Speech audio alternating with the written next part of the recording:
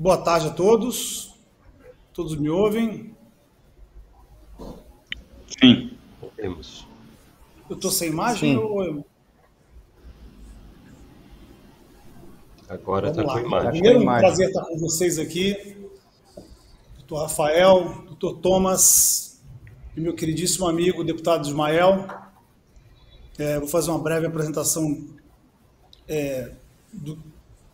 do tema que a gente está enfrentando aqui, né? Vamos falar de custos, desafios, esses novos custos, e que novos custos são esses? E aí não poderia, antes de começar a falar aí do deputado Ismael. O deputado Ismael é um desses presentes que a política traz para a gente aqui no setor de saúde. Uma pessoa que conhece profundamente o setor público, o setor privado de saúde, e hoje nos representa na Câmara Federal. E estamos super bem acompanhados, viu, Ismael? Do Rafael e do Thomas, que vão nos ajudar nesse debate. Novos custos vêm por aí, novos custos vieram recentemente para esse setor. O setor vive uma crise. Essa crise ela é manifestada por uma redução que já vem desde 2015 do número de beneficiários. Só para vocês terem uma noção, nós chegamos agora em 2023, voltamos a ter 50,7 milhões de beneficiários, 50,8 agora em setembro de 2023, que é um pouco mais do que tínhamos em 2014, senhores. Esse é o setor que nós estamos trabalhando, ou seja, é um setor que enfrenta uma grave crise, e de lá para cá nós enfrentamos uma crise econômica muito grande, uma pandemia e algumas mudanças no Congresso que também tiveram seus reflexos, como aprovação do piso de enfermagem, né, que estão entrando aí esse ano como custo adicional nesse setor. Importante a valorização desse profissional, mas entender qual é esse custo, né, que isso é custo e que isso é incorporado nesse processo. Entender também outra mudança feita no Congresso, que foi a consideração do rol da ANS como um rol exemplificativo, que abre uma certa insegurança na questão de incorporação tecnológica. Só para os senhores terem uma ideia, das 41 incorporações que foram feitas em 2022, 28 estavam ligadas, ou seja, quase 60%, 70% ligadas a antineoplásicos orais e terapias imunobiológicas. Tá? 7 eram diagnósticos, 6 procedimentos. Agora, em 2023, até julho, foram incorporadas 10 novas tecnologias, 4 são antineoplásicos orais, 4 são terapias imunobiológicas, 2 são diagnósticos e nenhum procedimento. O perfil de incorporação tecnológica desse setor mudou bastante. Nós temos uma Covid que a gente não sabe ainda quais são as consequências dela para esses custos no longo, médio e longo prazo. A gente sabe que houve uma flutuação muito grande, pré e pós-Covid, mas quais são os custos agora, se entraremos num novo patamar ou não. E temos aí o desafio de vários projetos no Congresso, e aí acho que o Thomas pode tratar disso, que trazem aí desafios do ponto de vista da empregabilidade e de custos ligados a essa empregabilidade. Então eu queria passar a bola para vocês imediatamente, talvez começando com o Thomas, para falar um pouco, Thomas, como é que essa coisa de mexer no mercado de trabalho através de estabelecimento de pisos, jornadas, etc., ou seja, até que ponto engessar isso no Congresso traz desafios? Quais desafios são esses? Talvez pegando o caso da enfermagem, que você conhece melhor. E, a partir daí, passar a palavra para o Rafael e para o deputado Ismael para comentarem e falarem também a visão de vocês com relação a esses novos custos da saúde, esse novo patamar de custos, como é que a gente vai lidar com isso daqui para frente. Muito obrigado, Iniciativa FIS. É um grande prazer estar com vocês mais uma vez aqui e bom debate a todos. Perfeito, muito obrigado, Bruno. Queria agradecer o convite de participação aqui da Iniciativa FIS, agradecer poder estar conversando com você, Bruno, e os colegas, o Rafael e o Ismael, também é um prazer conhecê-los. Queria, então, começar fazendo alguns comentários breves, né? A ideia acho que a gente fazer uma conversa a respeito dessa questão dos custos, em especial da questão do piso da enfermagem.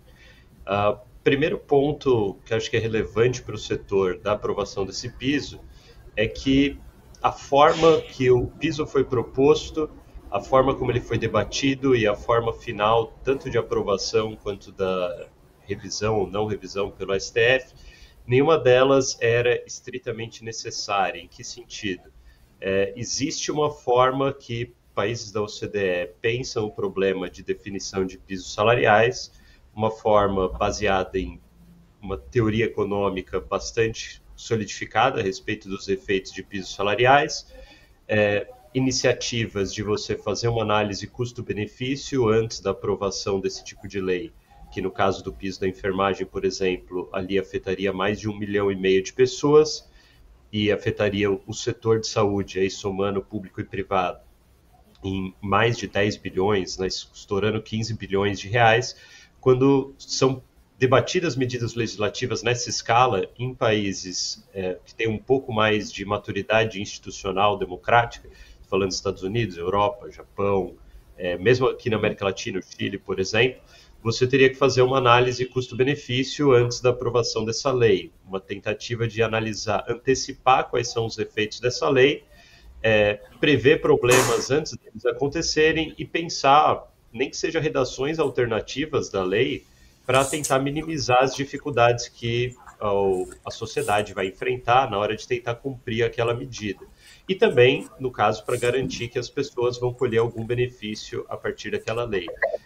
Esses princípios de bom senso, né, que a análise custo-benefício coloca, embora tenha uma metodologia econômica rigorosa ali, é uma questão de bom senso, de responsabilidade, você está afetando a vida de muita gente, é legal fazer isso de uma forma bem pensada e explicitando quais são os critérios de decisão. Então, essas medidas não foram seguidas, praticamente nenhum desses critérios foi pensado quando da aprovação dessa lei. Então, veja, não estou criticando necessariamente o conteúdo da lei, estou criticando aqui a forma como isso foi colocado, como foi debatido. Então, na forma final que a lei foi aprovada, você tinha a instituição de um piso nacional para o país inteiro. Então, um país extremamente diverso, que pratica salários completamente diferentes. O salário de mercado no estado de São Paulo, na região sul, é uma coisa, o salário praticado na região norte e nordeste é outro salário. Você passou uma lei com um piso para o país inteiro. O reflexo desse piso para o setor público não foi estimado ali na hora, o que gerou consequências ali para a suspensão dos efeitos, enfim, para o STF pedir o recálculo, mas também para o setor privado isso não foi considerado, e as consequências para os próprios trabalhadores também não foram consideradas. Quer dizer, se o setor estava praticando, por exemplo, salários da enfermagem na ordem de R$2.000 por mês, como era próximo da realidade, né, da média, em alguns estados do Norte e Nordeste, e de repente isso tem que subir para 4.700, e vai ser muito difícil do setor inteiro conseguir responder a isso. Talvez os hospitais melhor situados, né, e com maiores receitas deem algum jeito de cumprir isso, mas para a grande maioria das unidades de saúde, tanto com e sem fins lucrativos, vai ser muito difícil disso acontecer. Então, você ter um salário, um piso nacional para o país inteiro já é um problema muito grande que poderia ser facilmente evitado com essa análise de impacto legislativo, que a gente chama. Agora, outras questões também não foram consideradas, né? Se você pegar como que isso normalmente é feito nos Estados Unidos e Europa, normalmente você antecipa diferentes prazos para aquela lei ser cumprida. Então, se você vai alterar bastante o piso, você escalonaria isso ao longo do tempo. Então, ao longo de 1 ano, 2 anos, quanto tempo de ajuste o setor tem para responder àquela nova lei, aquele novo piso salarial? A lei, da forma como ela foi proposta e aprovada, parecia uma vigência imediata e uma mudança muito rápida de salário. Isso dificulta para caramba o setor se adaptar. Uma série de empregos que podem ser mantidos, se o ajuste tiver que ser feito rápido, talvez você não consiga manter. Então, isso vai ser bastante complicado em geral. Também não foi tida atenção para esse tema. Bom, nós tivemos aí o STF, né, pediu uma suspensão, uma reavaliação dos efeitos dessa lei, mas aí na decisão do STF eles colocam, olha, vamos permitir uma negociação desse novo piso nacional com uma divisão regional, vocês vão ter um determinado prazo de dias, né, os empregadores e empregados vão poder negociar novos salários. Mas, se não se chegar num acordo, vai valer o que está estabelecido em lei. Como o valor estabelecido em lei, salvo raras exceções, né, que basicamente o caso do Distrito Federal, para todos os outros casos, os salários definidos pela lei costumam ser bastante mais alto do que o praticado em boa parte das cidades e hospitais do país e unidades de saúde, há um incentivo muito grande para que não se chegue num acordo.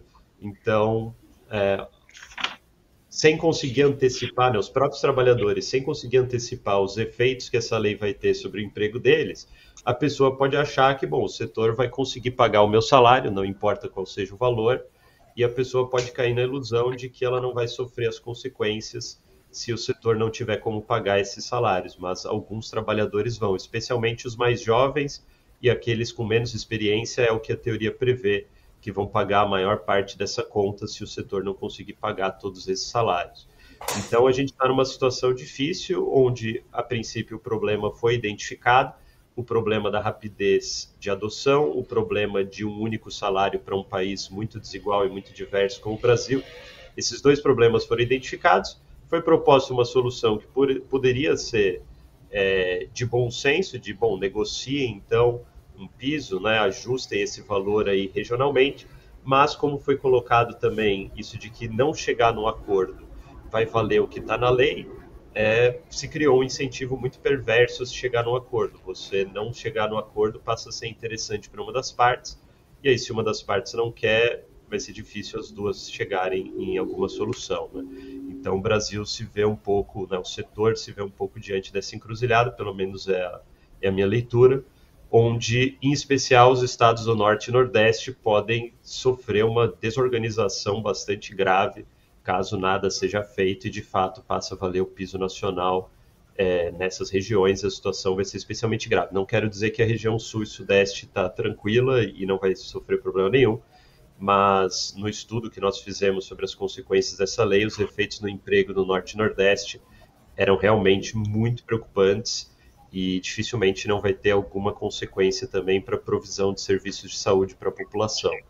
Então, fico especialmente preocupado, não só como economista, professor, mas também como cidadão, de como o país enxerga decisões mesmo de escala monumental como essa, com muito pouca responsabilidade e muito pouca atenção para bons critérios de tomada de decisão. Mas acho que são esses os meus comentários sobre o piso salarial e os custos da saúde a esse respeito, Bruno, mas estou à disposição para ouvir os colegas e eventualmente agregar mais comentários.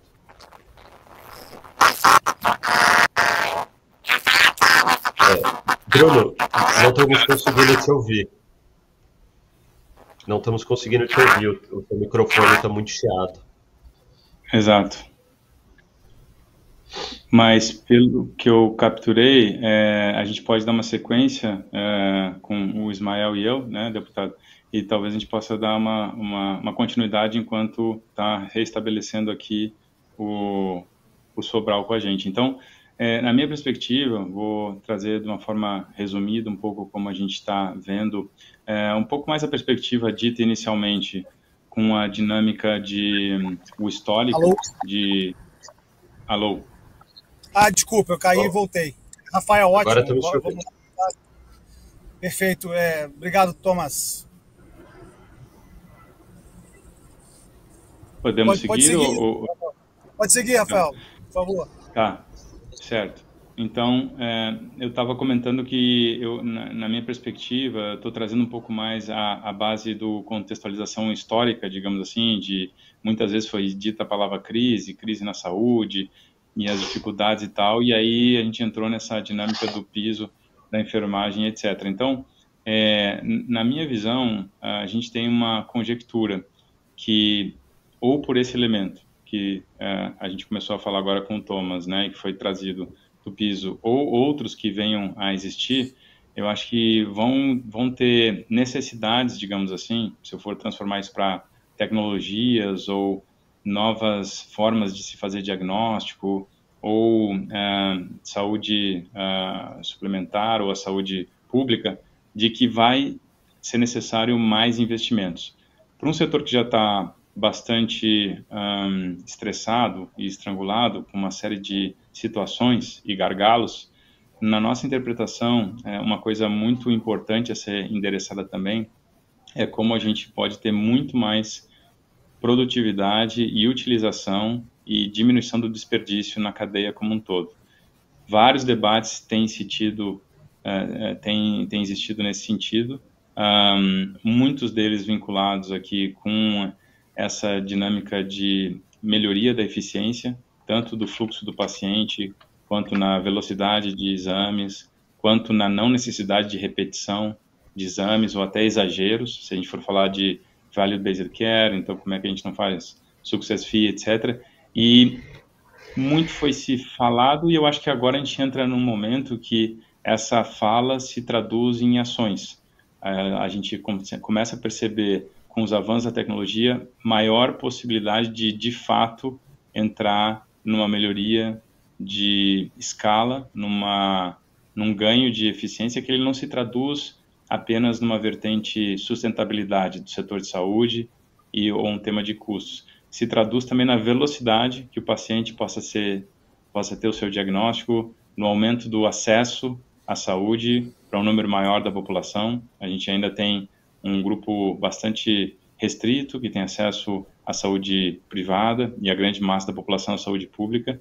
Então, na nossa visão aqui, uma coisa a ser trabalhada fortemente e agora com maior impacto do que originalmente talvez estava se conseguindo ter pela questão das novas tecnologias, é esse tema da produtividade.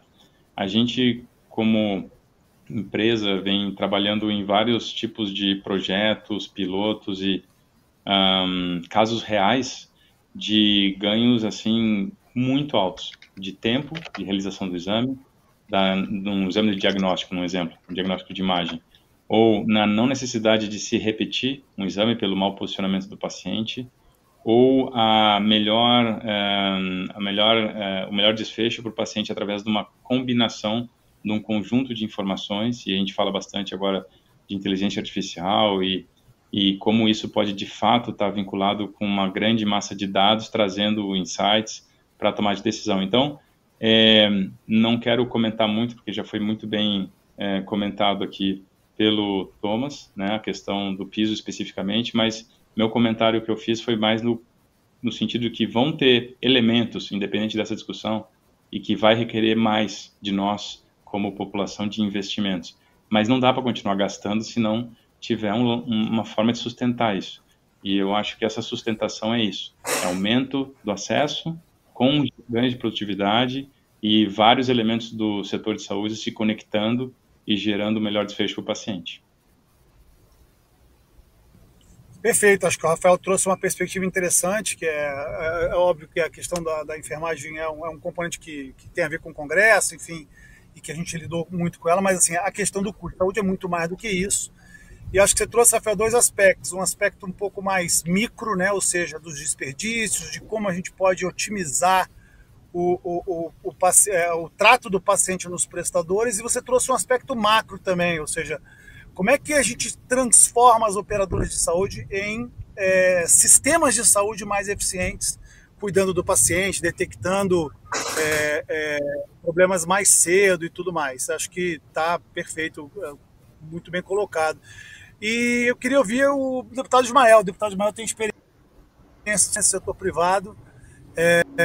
Ver essa questão, deputado, dos custos relacionados àquilo que vem de dentro do parlamento e da necessidade, talvez, de uma maior análise de custo-benefício ainda lá dentro do parlamento, e também com a tua experiência do chão de fábrica aí, de público e de privado na saúde, quais são os desafios de custo aí na linha do que o Rafael comentou, ou seja, os custos de desperdício, custos de tratar as pessoas de maneira que elas sejam detectadas com doenças mais precocemente e consequentemente, com menos custos e mais saúde.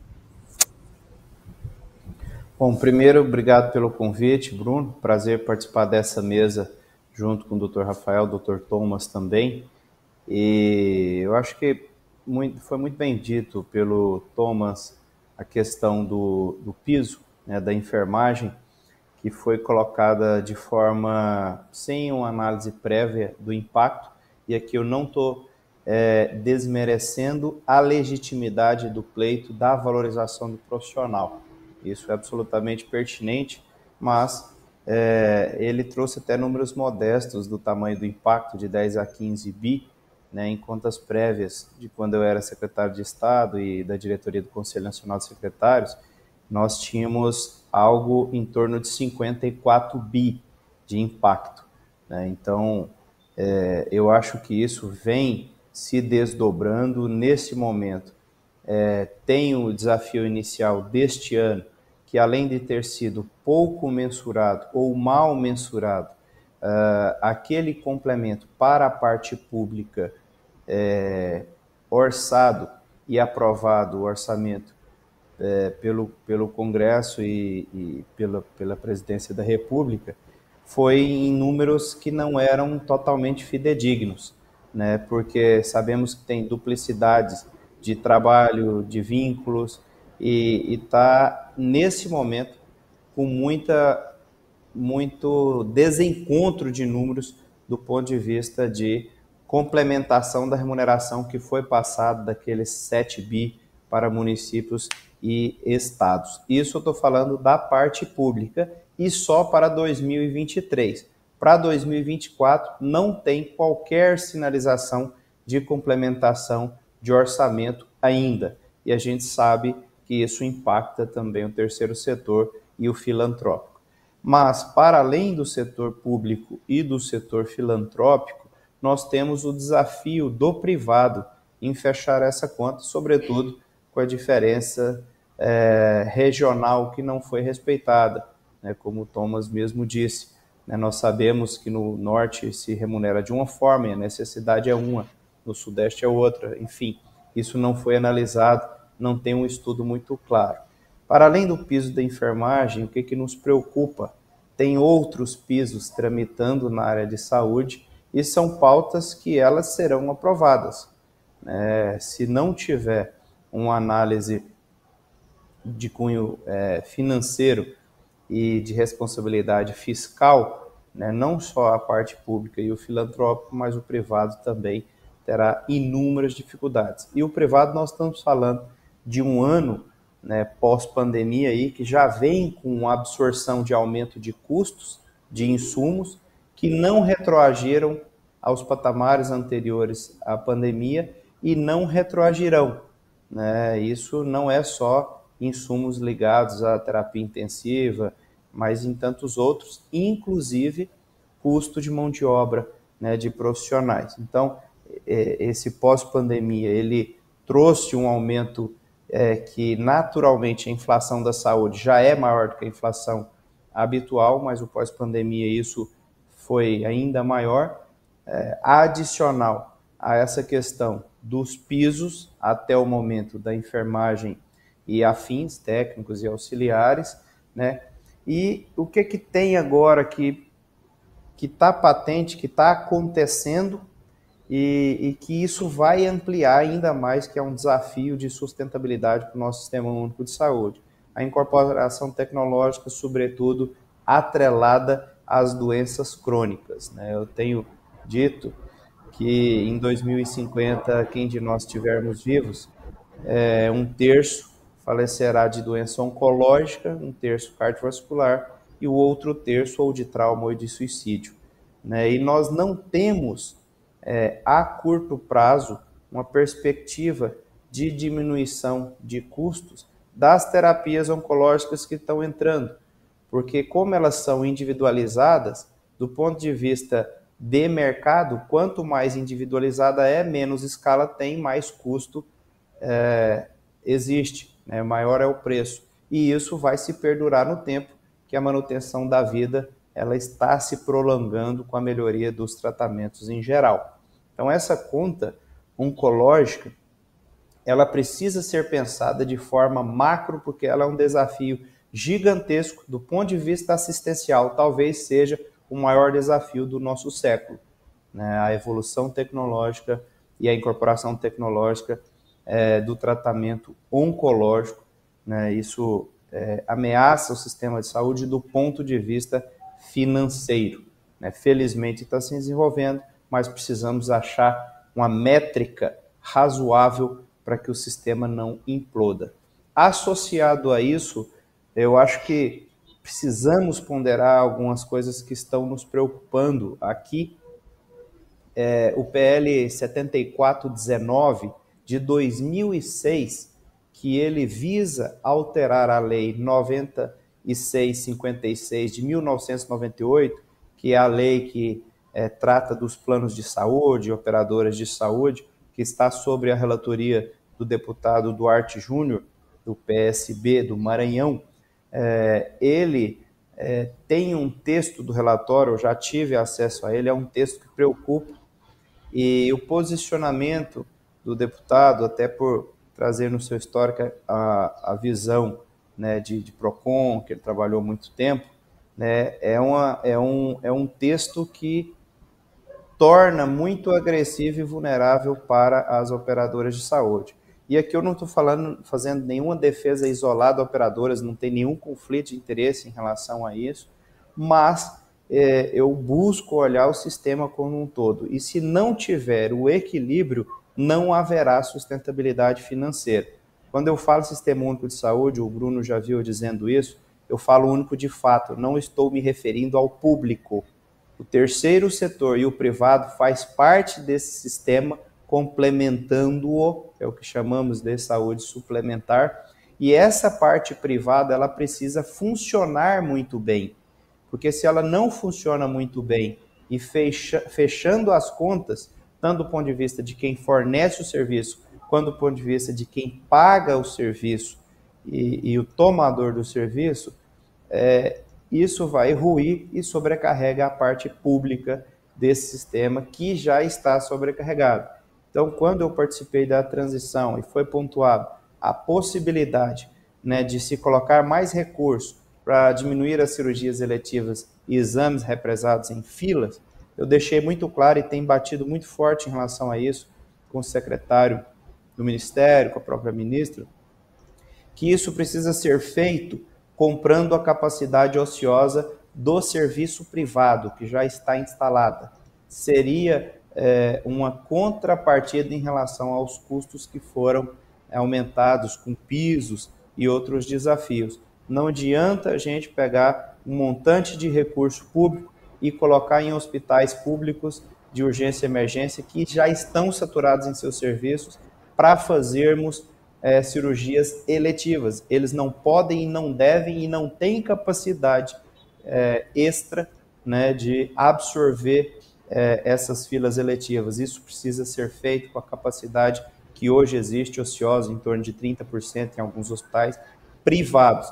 Não com a tabela SUS praticada atualmente, que ela tem uma defasagem muito grande, não com preço cheio, mas um meio termo de um custo que já está absorvido, um custo fixo que já está absorvido, né, e que pode entregar serviço e que injeta dinheiro no mercado, que melhora a saúde financeira dessas unidades de saúde e também que presta serviço à população.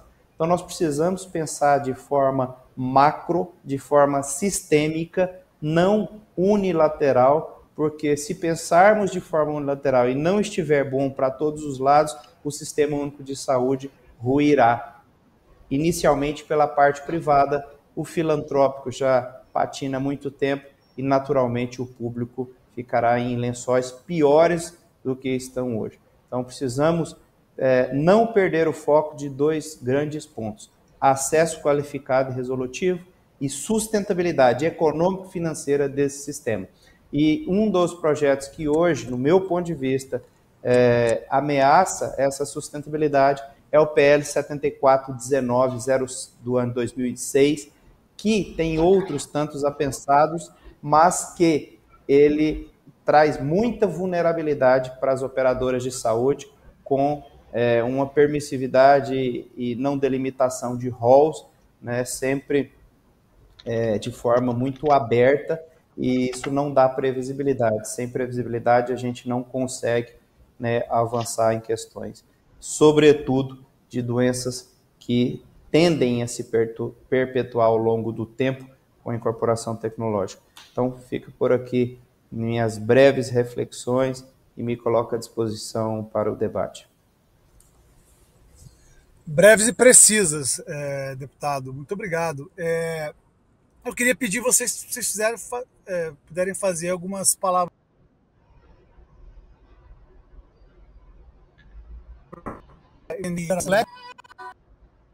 E como todo assunto complexo, ele é multifacetado, ele tem pedaços públicos, pedaços privados. Dentro do privado você tem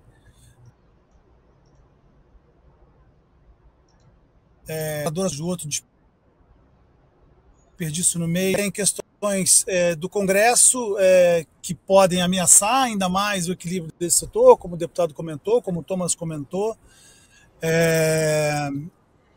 Por onde a gente começa? Que vocês pudessem fazer uma análise final, dizendo por onde vocês começariam, acho que seria bastante interessante.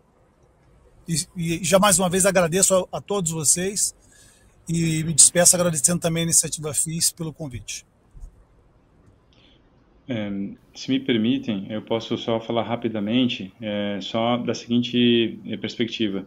Eu acho que a gente não pode desperdiçar nunca um momento como a gente está vivendo, de muita dificuldade, ou que a gente falou de várias crises históricas. Então, eu acho que o começo é através de um tipo de abertura para um diálogo e ações diferentes, que antes talvez com o setor, e especialmente o setor privado, com um pouco mais de conforto, não existia uma tanta necessidade de fazer mudanças, ajustes, para se impactar a melhoria da sustentabilidade, como foi dito. Então, eu acho que começa a gente fazendo forma de parcerias, diálogo e até de incentivos para o setor, e realmente são diferenciados do que tínhamos. E eu acho que isso é válido muito para o público e para o setor privado, e acho que o setor privado, ele agora precisa, de fato, dar esse passo para conseguir estabilizar e sustentar o crescimento que aconteceu ao longo dos anos, e especialmente, mais notoriamente, depois dos efeitos da inflação médica, depois da pandemia, toda essa dinâmica com as seguradoras, etc. Então, para mim, eu acho que o como, ele tem muito a ver com o momento, e o momento é agora, e o como é abrindo a mente, a forma de fazer parcerias para que a gente saia todos nós da cadeia do setor de saúde, da zona de conforto, e dê um passo além para algo que é estabelecido através de novas formas de trabalho e relacionamento. Essa é a minha visão, um pouco de aproveitar esse momento e essa dificuldade que a gente está passando.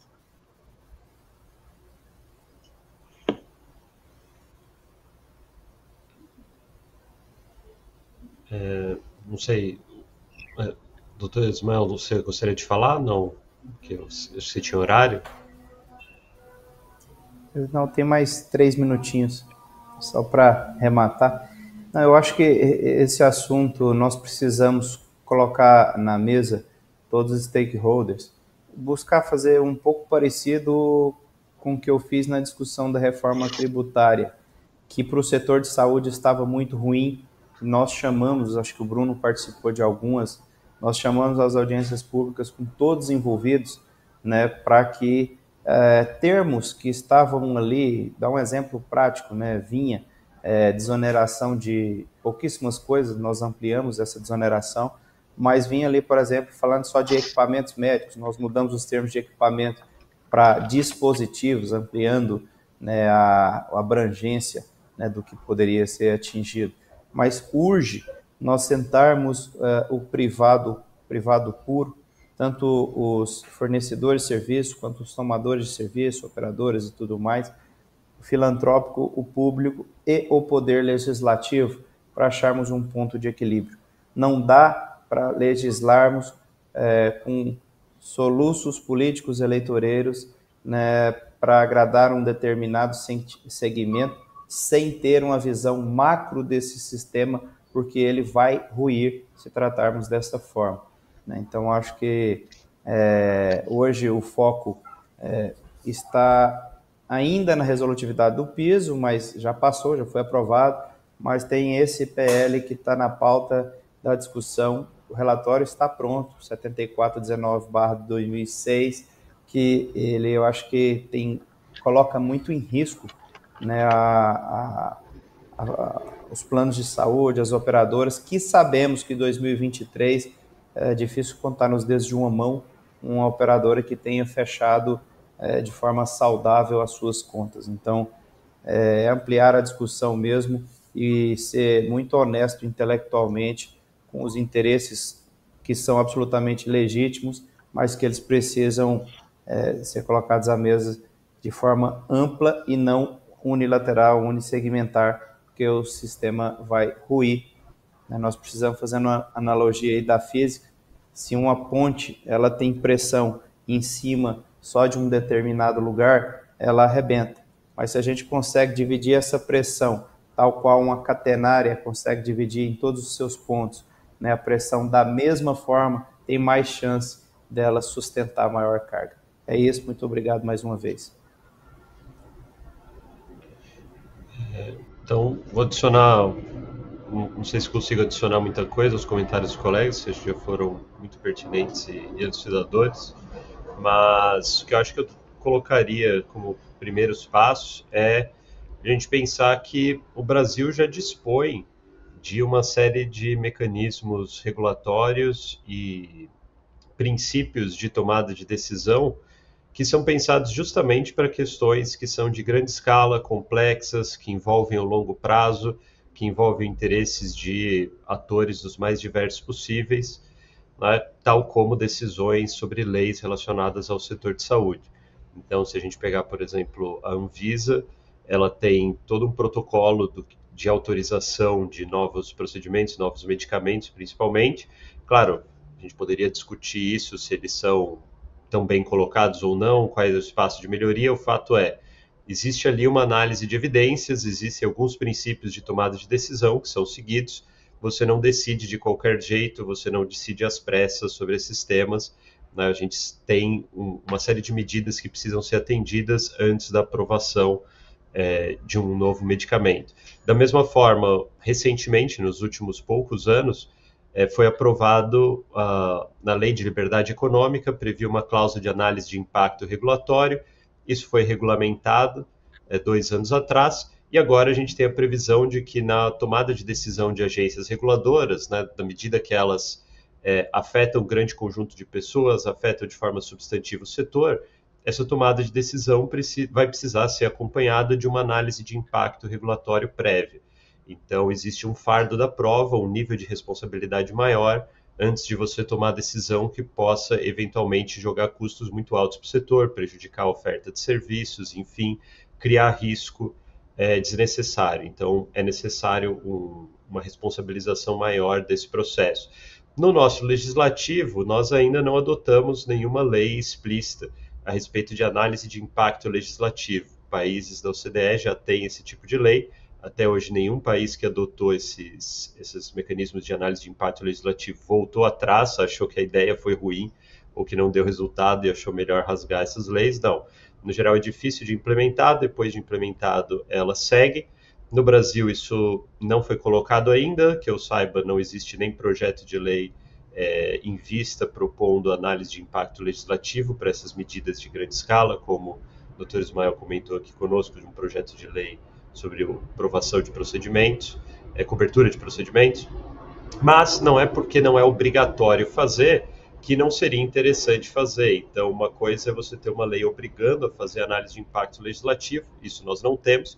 Outra coisa é, enquanto sociedade, nós desejamos tomar decisão que vão afetar dezenas de milhões de pessoas, que vão afetar o longo prazo, que vão potencialmente afetar a oferta de serviços de saúde para nós mesmos daqui a uns anos, conforme nós vamos envelhecendo.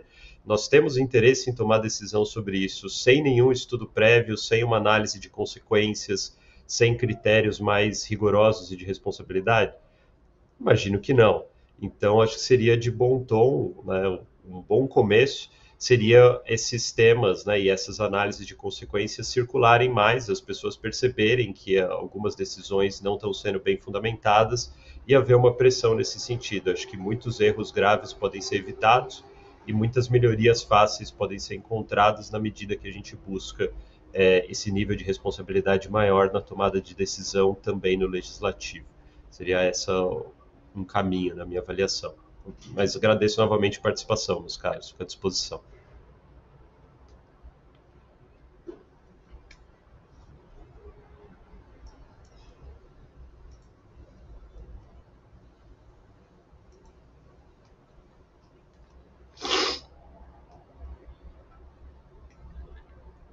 Bruno está conosco? Nós estamos te ouvindo, Bruno.